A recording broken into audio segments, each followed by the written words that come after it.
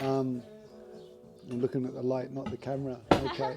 So yeah, I'm Paul Tredrea. I'm a therapist. I'm a lover of life. I'm a writer. I've written a book recently, but I'm not selling it at this moment.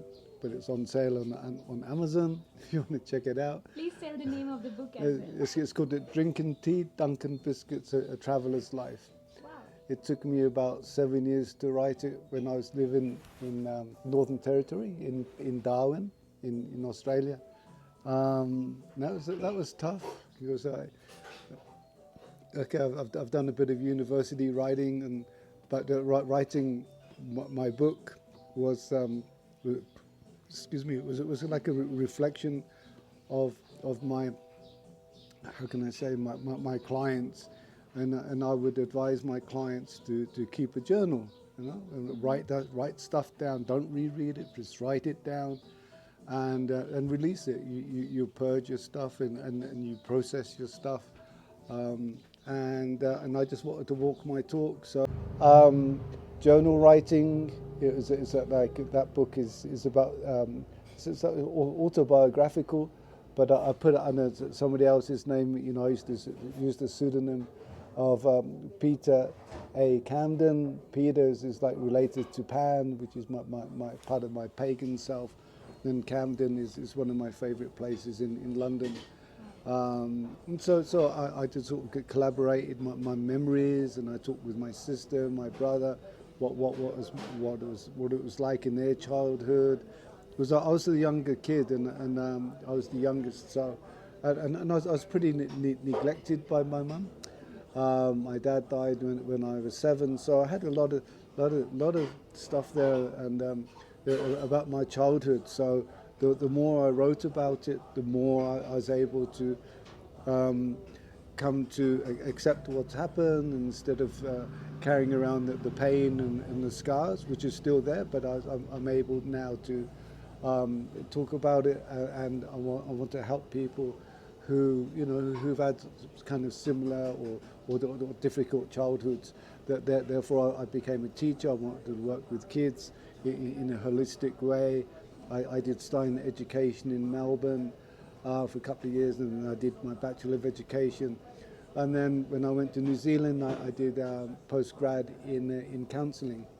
And so that's my sort of academic journey of service and working in the community, and also my my creative. I'm not very good painter. I like to paint, I like to sing, but I found my forte in writing. I love reading. I love hearing about people's different stories, fiction, non-fiction, and beautiful art. I'm going through life experiencing beauty and love and connection with people, not just with people, but with animals and plants. And when I started, I left home at an early age, maybe, like 16, 17, I got kicked out of school. And so in my hometown, that's very, very toxic. And I just had to get out of there, that people, my friends were, dying of, suicide and, drinking too much and car accidents and overdoses or whatever. And so it was just like, this is not my place, and I can't find love here. I had a very difficult relationship with my mother. I didn't want to be around her. I found it was very, very detrimental. I didn't have any male mentors around, so I just left home, hitchhiking, mostly around England, going to music festivals. And so that became my life, and also football, being English, I love my football. And so that was the continuation. That was all part of my travel, of my exploration. And then came along hashish and LSD, which expanded my mind. And in America, I found myself in America. I got a free ticket to the States. People gave me a free ticket in the south of France one day. So I landed in New York. and I spent like 6 months traveling around the States, overstayed my visa. But there in the States, that changed my life in a sense because, you're doing a lot of experimentation with mescaline and, experiencing the different levels, to open the doors of perception. And so I came to a point in my life, I was only about 19 then, that I wanted to experience life without the stimulants, without the medicine, whatever drugs you call them. Then I came across a lady who was a singer. She was a dancer. She'd just come back from India after about a year in India in Ranchi. And she was with P.R. Sarkar, Anandamurti. Which was like, wow, she was just telling me stories because she was basically with him every day, doing group meditation, and she had a lot of contact with him. And the stories she was saying was so authentic, like over breakfast, for example, she'd be, just filled with love, filled with bhakti of this particular person. And I was laughing and crying at the same time, it's just like she just pressed all my buttons of awakened that consciousness inside at a deep level, at a very pure level, without the stimulants. And then so I learned meditation from a meditation teacher there, and that kind of turned my mind upside down. I felt really sort of, all that a lot of toxins were coming out, lots of anger was coming out. Lots of fear, everything was I was purging it all as much as I could then. And then that's because I was on the way to India overland, but I found myself in the States. I left America, and then I sort of continued that journey overland to India, through Greece, Turkey, Iran, and Afghanistan, the old hippie overland journey, Pakistan.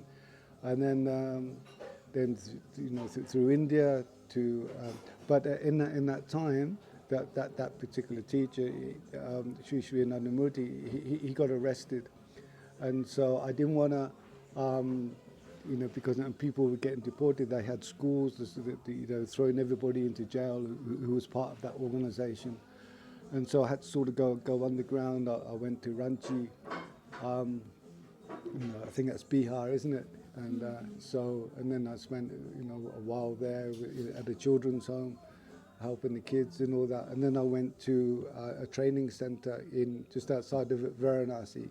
So I stayed there for 6 months, and I got became regular with my sadhana practice, and I learned a bit of Sanskrit, bit of Bengali, bit of socio politics, etc., to be a sadhu, to be a monk. But I got too sick, so it wasn't really my journey, but I learned as much as I could, and then went to Calcutta, and then flew. I went back overland to England, and there I did a whole lot of social work with Ananda Marga, opening up a vegetarian restaurant and whole food shops in the north of England, in Liverpool. But then I got lonely and tired, and doing a lot of unpaid social work. I just sort of I just wanted to be go on my own journey. I didn't want to be part of any organization, any kind of structure. I just wanted to be free and be myself. So the first place I went to, I hitched up to Scotland. And there was a Tibetan monastery called Samiling, so I stayed there for a bit, meditating. Remember, it was my birthday; it was my 24th birthday then.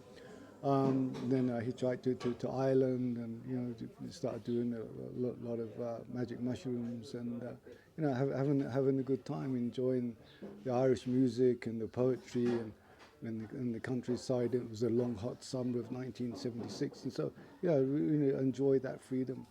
And so that's all sort of part of my, how can I say, my traveling life, which I've explained in the book. We have to read it, Yeah. So how I feel now, like how long, about 50 years later. it's a long time, half a century. Here I am in Dharamkot, you know, within that Tibetan tantric meditation kind of vibe environment.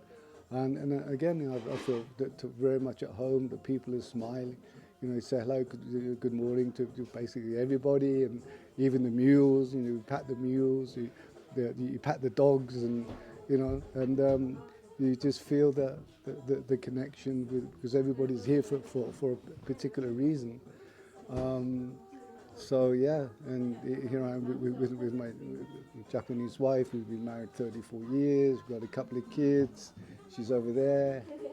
We got grandkids and you know two little granddaughters, and they're beautiful. You know, they're our life. You know, but we want to sort of continue traveling. While we're still healthy and still got enough funds there to keep us going on a day-to-day basis. So now I'm sort of simplifying my life and enjoying the moment. I try to do, you know, live like a Zen life, you know, just to sort of one day, one moment at a time, and sharing, you know, listening and sharing each other's journeys, and realizing how precious it all is, you know, how important every moment is, you know, even if we're down, you know, there's a reason for that. And if we're flying, if we're buzzing, you know, if we're really feeling good about ourselves, and then, you know, that's why not share it and share the love, and you know, without fear, you know, without how can I say, without neurosis, because we carry so much, you know, we're programmed with neurosis. We've got to fear this, you know. That's why a lot of people stay at home, because they fear change, you know. And I embrace change, you know, even if I fear it, you know. There was a big gap between coming to India now, my last trip to India, and this trip to India. And I arrived, you know, I said, well, has India changed? You know, is it going to be like New York and Delhi, you know, high-rise buildings and everything's going to be, you know, neat and clean? Shit, no. It's exactly the same as before, you know, of 1981 when I was last there. And so it was like, you know, I kind of hit the ground running, and yeah, so that's where I'm at Thank you so much. at this Very present moment. lovely conversation with you.